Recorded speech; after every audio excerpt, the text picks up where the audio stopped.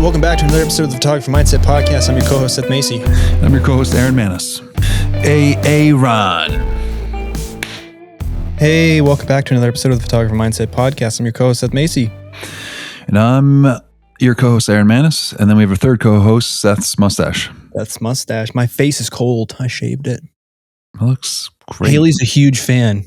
Of the stash? No, I'm being... It's opposite day. I didn't know. Canada, maybe it's a thing. I didn't know. To be honest, I haven't clean shaved my face in a long time. So I went outside and it was literally chilly, noticeably chilly. Yeah, it's weird.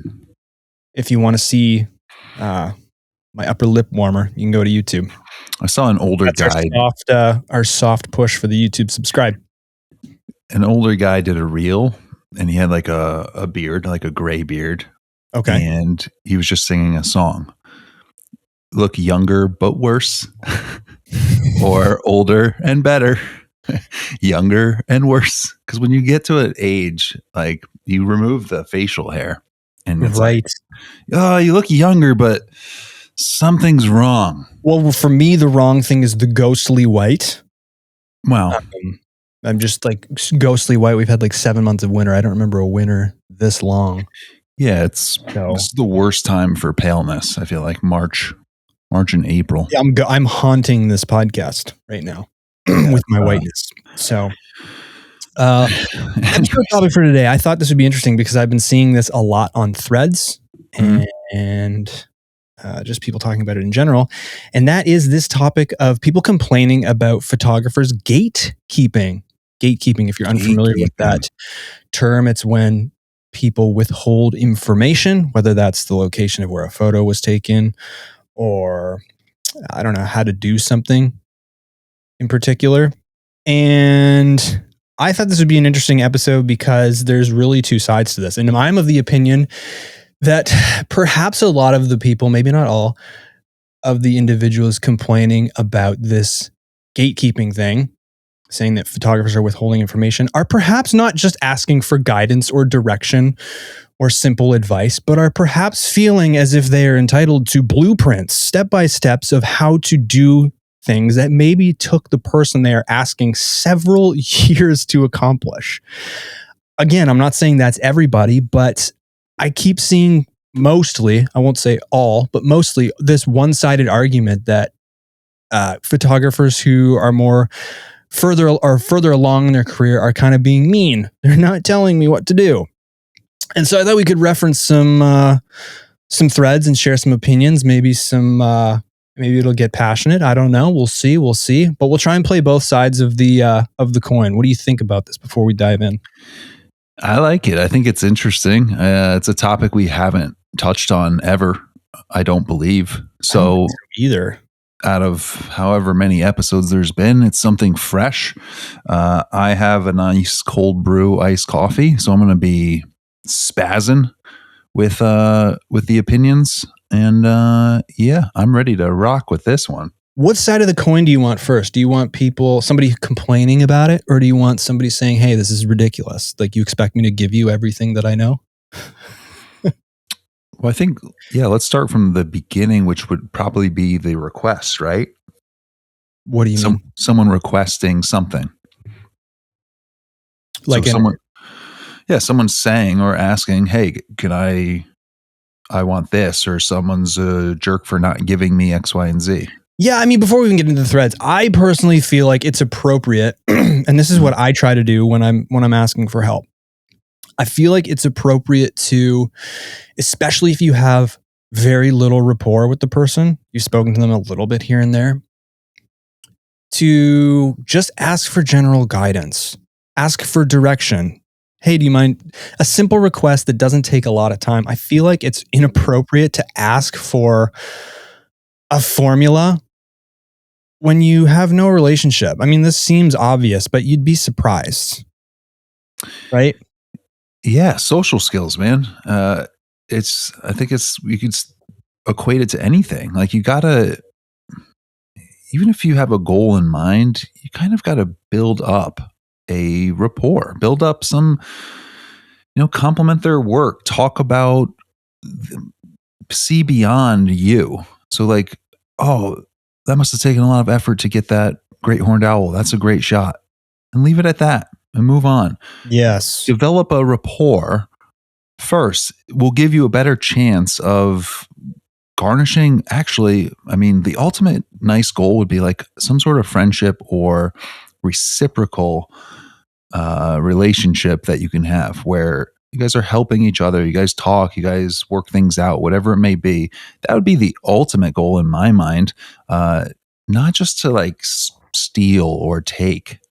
Yeah. The phrase that comes to mind, or the quote, is you go into any relationship to give.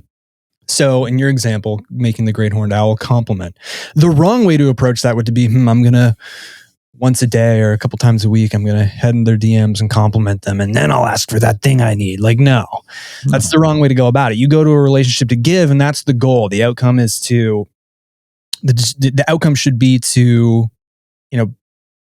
be a positive person to the other person. And if something beneficial happens to come your way as a consequence, then that's great. As opposed to, I'm gonna butter this person up, or I'm just gonna constantly be in their DMs so that I can eventually get something. Yeah, and beat around the bush a little bit. Like, if you wanted to see this great horned owl, you guys are in the same area. Of course, you want to be like, dude, please take me to that. But I think most people, not all, like I've had that happen. Like, just where, basically, where, on a photo, where. And you're like, oh, well, what does that say though? Yeah, it can be about location, or it can be like, give me this contact at this company. It's the same thing. Yeah, what does that say?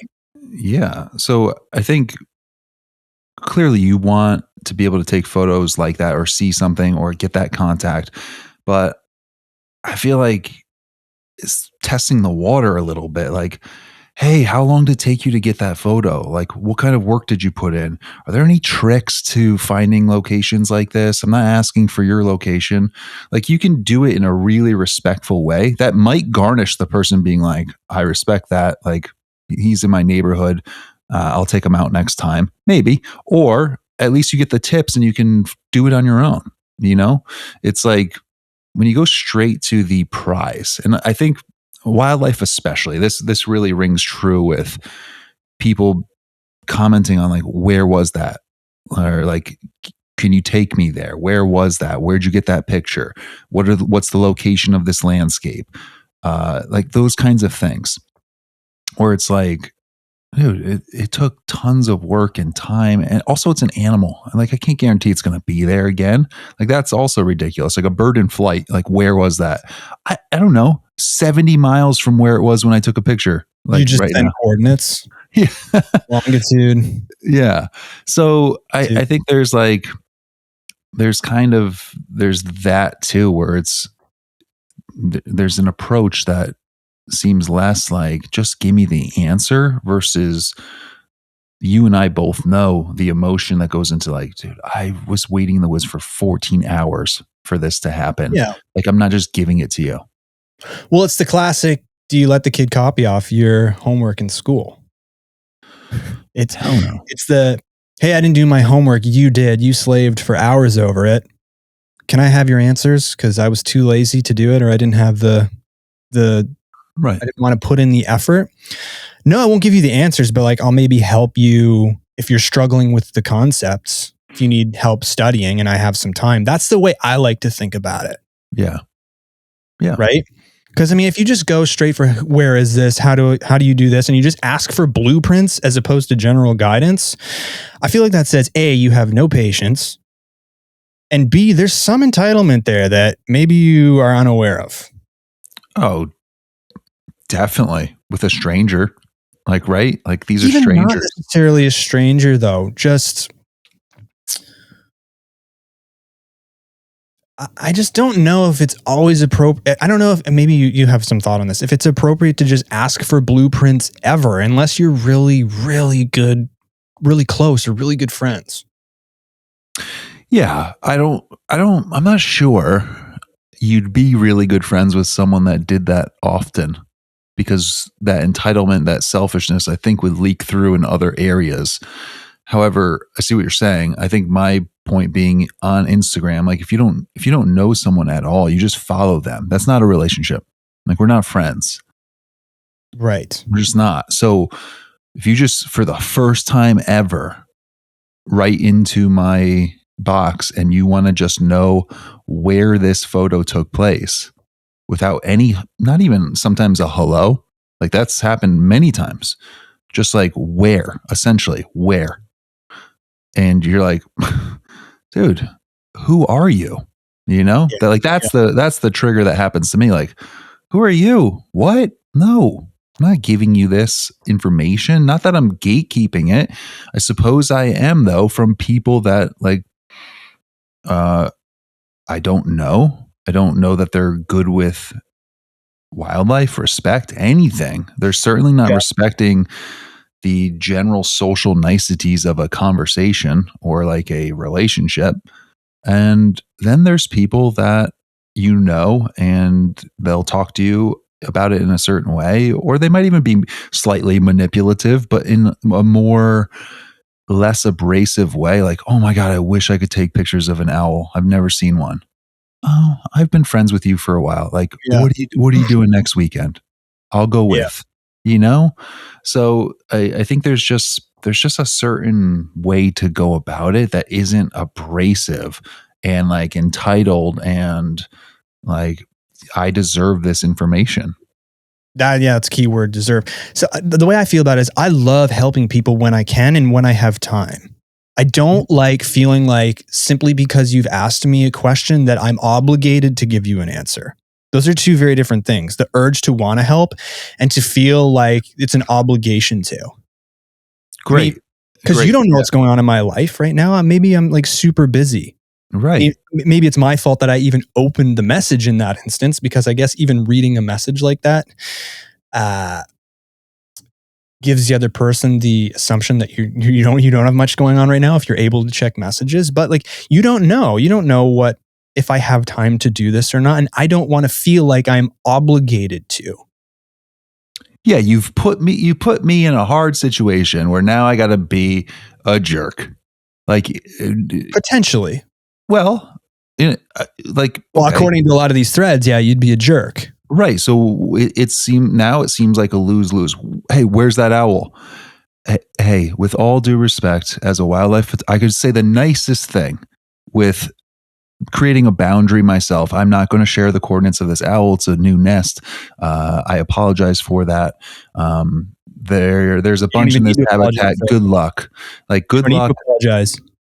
What's that? You don't need to apologize. I know. I'm just saying, like I could do it in the Sure. most soft way, and the person's like, the person can leave there and might or probably would, if they feel like they deserve that information from the start, being like, that guy's lame, that guy's a jerk, that guy's whatever, Right.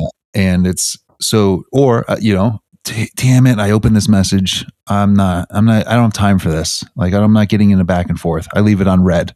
That guy's a jerk. Like there's not a lot of good outcome from that. Right. So And then potentially that person goes to Threads and writes something like this, which I have a screenshot of because I thought it was interesting. I'm gonna drink my coffee. Photographers need to support other photographers. I agree with that. No more gatekeeping. Okay, let's elaborate because it goes on in a different thread here. Gatekeeping, meaning not mentoring other photographers and giving them hands-on knowledge that you gained to make it where you are or better. Is that it? It goes on, but I want to stop there.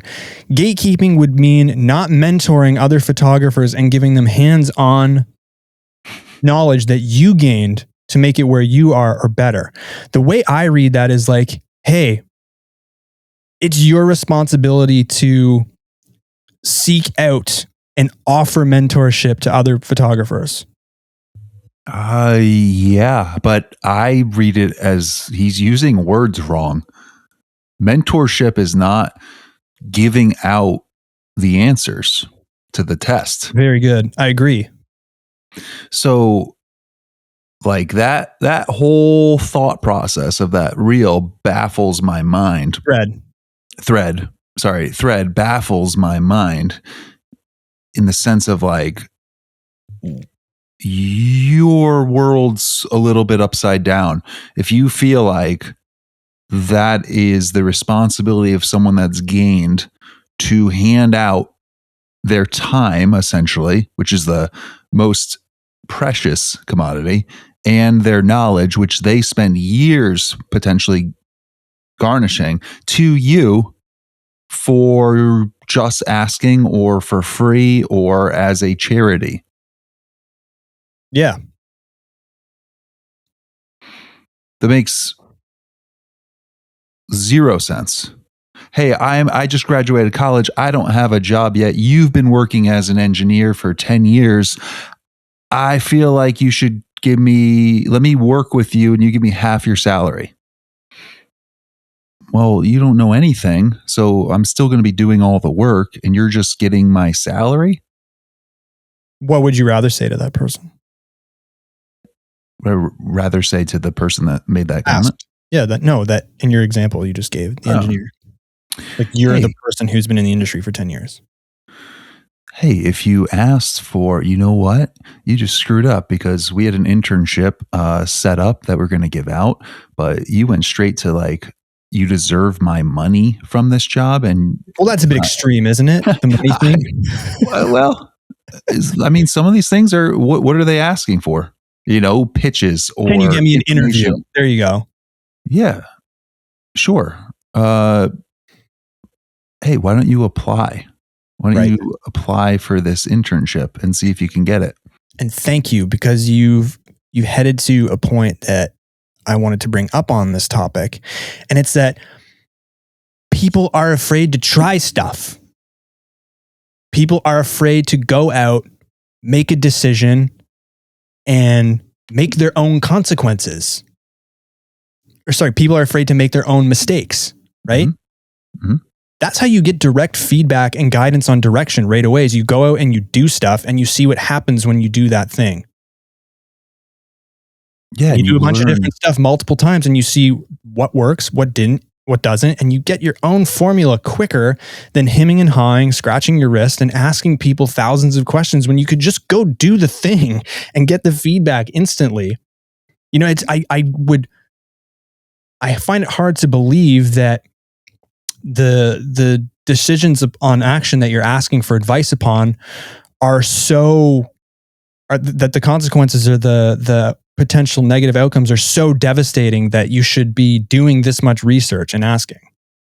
In other words, it's very unlikely that if you fail at the thing you're asking about and you just went and did it, that you're not going to be any worse off.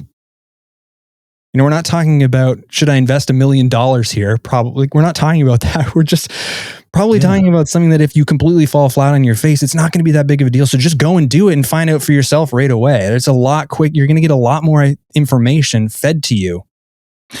Yeah. And I'm going to add to that. Zoom out. Getting the information fed to you right off the bat might be a quick win, but it's going to screw you for later life. It's going to slow down your progress. I getting the answers from somebody else. From someone else. Where exactly? We'll just keep using this wildlife thing. Where exactly is this owl? Oh, it's here, X, Y, and Z. All right, I'm going to wake up in the morning. What time are they most active? I've been lucky the last month at 5:30 a.m. A lot of action. The owls are coming back from the hunt. They're resting with their babies, whatever. Okay, 5:30, X, Y, and Z. I'm going to go there tomorrow. Cool. You get these great shots. Then Nat Geo, to make the example crazy, reaches out and says, "Hey, we want to put you on a quest. We want to put you on a project for us. Yeah, a project for us. I want you to document these owls, blah, blah, blah." Now, shit, I have no idea how to find the breed of owls they're talking about or the species they're talking about. Now I'm in trouble. Now I have to backtrack and figure a lot of stuff out. It's kind of like, again, I've been using the music analogy, but if you make a band, right, you can't just call places and be like, can we play there? Hey, when can we play there? That's like the same thing. They're like, do you have a website? Have you guys practiced? Have you performed anywhere else? You just want to play here? Like, you have no, sorry. Come back when you do. And then there's a process. There's like, maybe we got to play for free at a local coffee shop. While we're there, let's record our session. Let's record our set. Let's have some content that we can then share. Like, hey, this is us. We're confident about what we can do. This is us playing. I know we don't have a following. I know we're brand new, but this is what we sound like. Are you interested? And you just keep working your way up and learning a ton along the way. How to record, what sets work best, what songs work best. You learn so much stuff as you go. And then when you get that gig at that bigger place, you are ready because you've done so many little things along the way that you've learned, and now you feel competent to be there. So I just feel like going straight to the answer and the easy result is ultimately slowing you way down from true, substantial, foundational progress. Right. And you get that progress by doing things. Trying. Yeah, what you said. I don't know how. Yeah, figuring it out. The second part of that thread was seasoned photographers should physically seek to help other photographers reach their fullest potential and get them into big spaces, new equipment, etc. This is fucking nuts. That's madness. Like, this is not my responsibility. I'm all for helping. Why? I'm all for helping people. Believe me, this is why we do the damn show. But you expecting that is my responsibility to help get you to where you need to get to is insane. That's absolutely it's your responsibility. You know, it's not my responsibility to physically seek out helping other people. To be nice to, but like, I only have so much time in the day. And here's the other side of that coin. If I'm spending all that time, that's just for a hypothetical situation, excuse me. If I'm spending my entire day or most of my day doing exactly that, I'm not making sure that I'm looked after. And if I'm not looked after, I can't continue to help. It's the oxygen mask. Apply your own first. So I don't understand this mentality where because you're at a certain level, it is now your responsibility. That's the difference. It's nice to do so, and helping is I love doing that when I can. It's not up to me though to make it happen for you. Right. Yeah, it's bonkers to me. It really is bonkers. Like that expectation, that entitlement, that resentment towards people that have made it and now have a job and they're busy and they're taking care of their kids and they're worrying about their next paycheck or their mortgage or whatever. You think their responsibility, who are you to them? Their brother, their sister, their best friend, boyfriend, girlfriend? Like, you're a person on the internet that is also trying to do stuff. It reeks of victim mentality. Like, the reason I'm not getting there is because other people, external factors, aren't helping me get there. It drives me nuts, and it reminds me of my day job at times, where it's like, we are the school. Parents sometimes will look at the school as the savior of, like, you guys should be doing this. You guys should be counseling my son this. You guys should be providing this. You guys should be providing that. And it's like, yeah, we will try, but it's your child. Like, you have to do these things. It's not our fault. Like, we are trying. We're trying to do things, but like, it's not our responsibility. I will be here and your child will move on. Like, you are in charge. To put it on someone else in that amount of like responsibility, to me, is something's missing there. Yeah.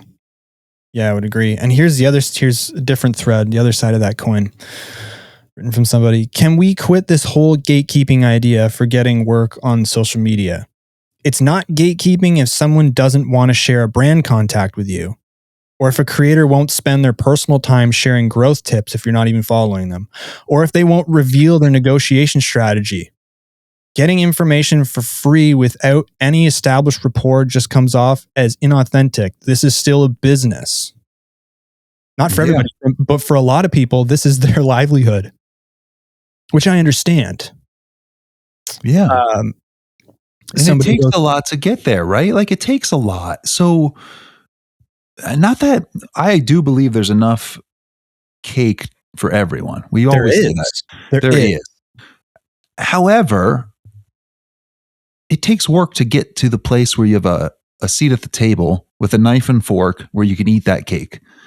And if you start bringing in everyone and sharing your silverware with everyone so we can all have that cake, that niche that you're in, whatever it may be, it does start to dilute a little bit. And not that it's like, I'm going to keep this from you, but there's just this different approach of, like, how do we learn from someone? Mentoring's different than giving. Mentoring is helping along the way. You're doing it, but I might give you some tips based on what you're doing. Right. You're driving the car. Yeah. I'm not going to say, here, do this. This will get you. You're not going to take the wheel. Here, do this job that I was going to get paid for. I want you to do it. Or do it exactly the same way that I did. Yeah.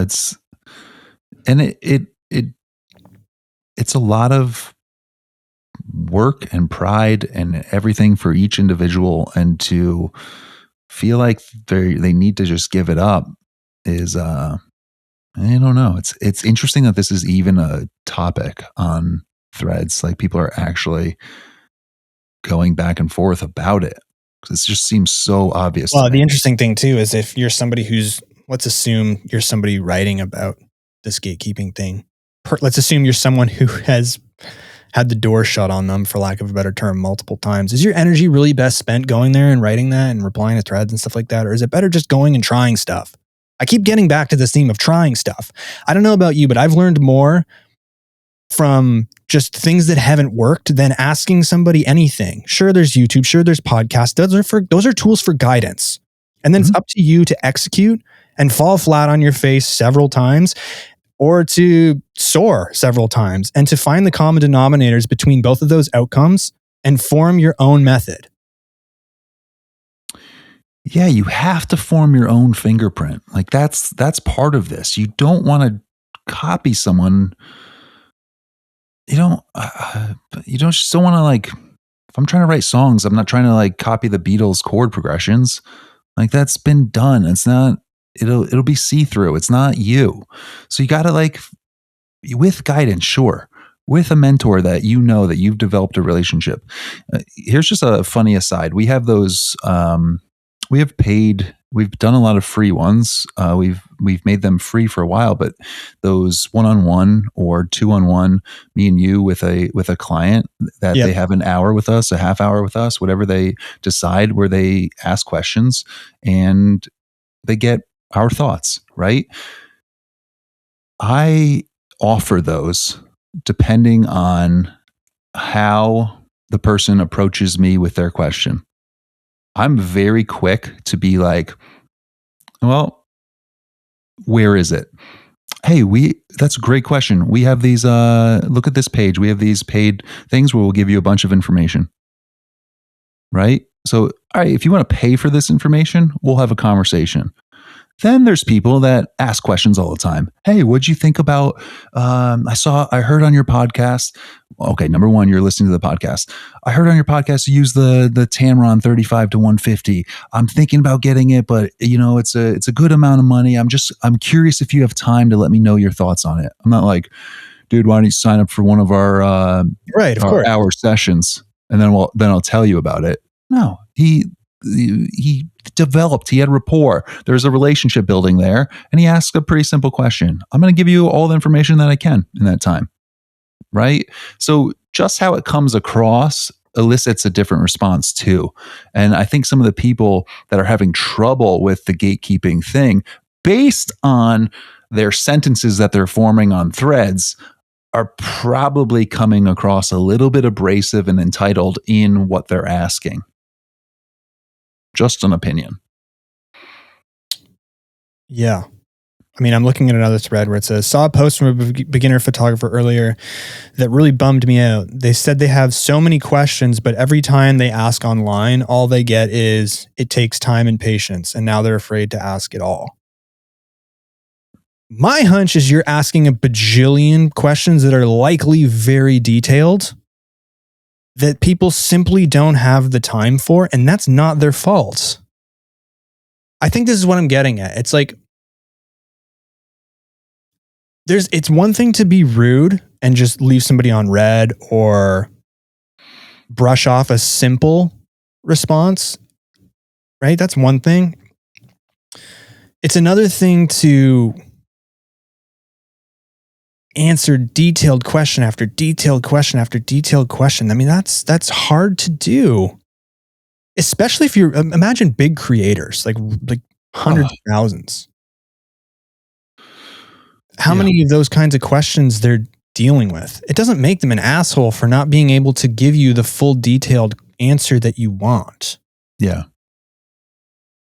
I think here's another thought, and it's a good visual for who you're reaching out to and asking. If you're a high school baseball player and you're trying to contact someone on the Boston Red Sox and peppering them in their DMs about baseball and how to hit better, they're going to be like, go to batting practice. Yeah.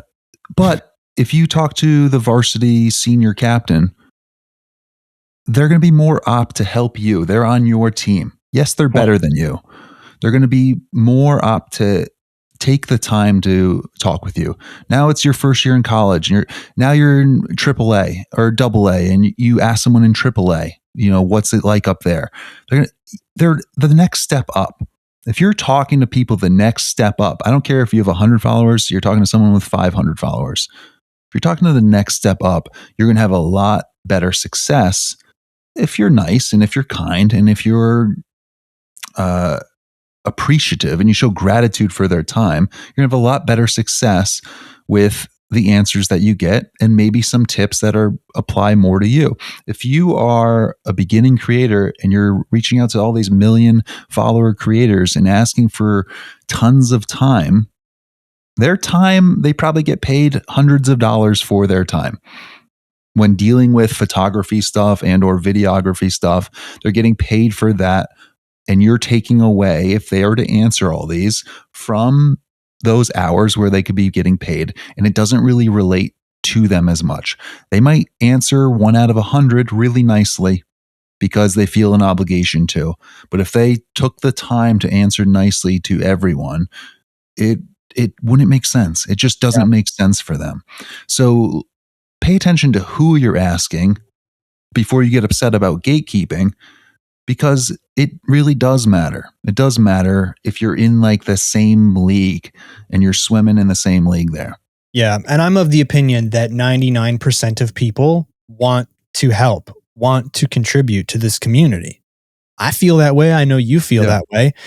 So all these kind of negative threads that I'm seeing, I feel like there's a disconnect between, there's something wrong in the question asking process, whether it's level of rapport, the amount of detail, the frequency.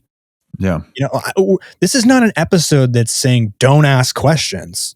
This is an episode that says, hey, put effort into building rapport. Hey, actually execute on ideas. Get your own feedback as well. I think those are the really main important things to take away from this. I was thinking when you were just kind of talking there, imagine seeing like a drywall van parked outside a house that they're doing renos on, and going up to them and being like, hey, how do I drywall my house? Like, you hire me. That's what you do, Yeah. I've been drywalling for 20 years. Yeah. But I feel like for some reason, because photography is not like you can't necessarily see the work being done in the same sense of someone drywalling a reno, right? A new house or some whatever. That there's this there's a lack of perceived value, even from amongst us in the community who are photographers, right? Yeah. Yeah, that's a good example. There's so much value in figuring out how to send a great email that you will be working on for the rest of your life. And in that example, I'm all for being like, hey, here's some important concepts to include in your email. For example, keep it 6 sentences long. You don't want to overwhelm people. Make a compliment in the first couple of sentences that shows you researched, et cetera, et cetera. I'm not going to sit there and craft or revise or edit your email. That's kind of a good example of what I'm trying to explain in this episode. Is that fair to say? I would love to help guide when I can. If you feel I'm somebody whose opinion is worthwhile receiving, I don't know if it is, but that's the difference. And then you can see in real time how some of those suggestions play out that you can then use in future when executing, future strategies. Yeah, I think that's perfect. And I think my experience with any stuff, wildlife or pitches or business, every experience is very unique. And there's little tricks that you learn from all the different experiences, all the failures, all the wins, all the, hey, that worked. Hey, I did the same thing. That didn't work the next 4 times. So maybe it doesn't work. Like, you learn so much by doing all these different individual little things that are unique. And to ask specifics for any one thing, it doesn't work. Like, there's guidelines, like Seth just said, I think, that are valuable, but doesn't always apply. Like, I could say, hey, this pitch really worked, and it's to a direct company where I did a direct narrative of something that I thought of, and the email, you'll just never be able to apply it to what you're trying to do. So it has to come from, I feel like there is no real blueprint. And maybe that's part of the problem from the gatekeeping side, is they're like, I don't know the answer. Like, I don't know. People want the answer, the absolute answer. Yeah. And they're like, I don't know. This is years of compiling emails and work, or it's like, I'm not sure. And that's why, for me, like, this podcast has gotten more difficult as the years have gone on, particularly due to the Dunning-Kruger effect, where you feel so confident in the beginning and you're able to say things with such conviction. And now, as you and I have both gained more experience, I find it more difficult to tell people this is exactly what you got to do. Or I'm 100% certain that this will work. I'm not. It's a dance, right?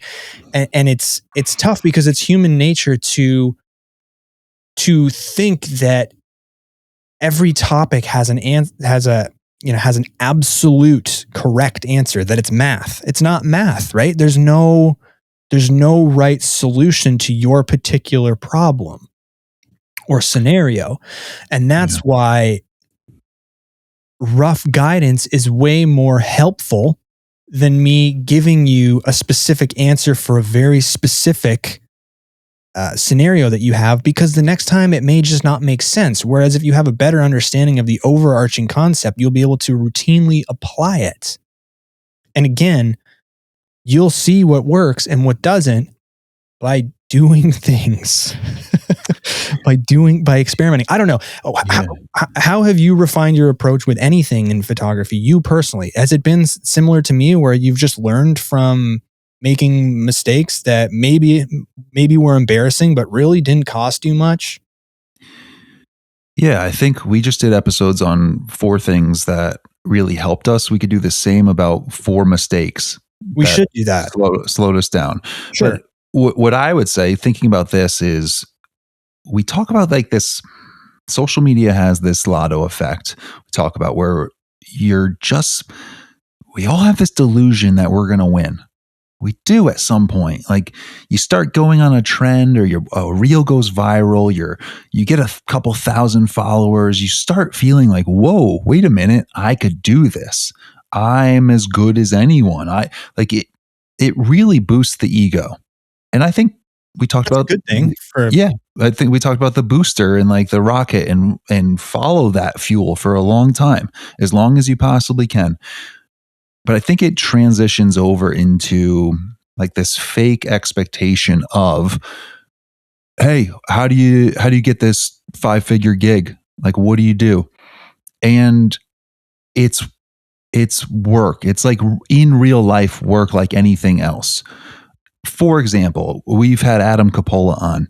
If I did an internship, if I said, hey, buddy, I'm actually really curious about client and commercial photography. I'm just getting into it. I had a couple of clients, but I don't really know what I'm doing. I don't really know how to price. I don't really know how to make a contract.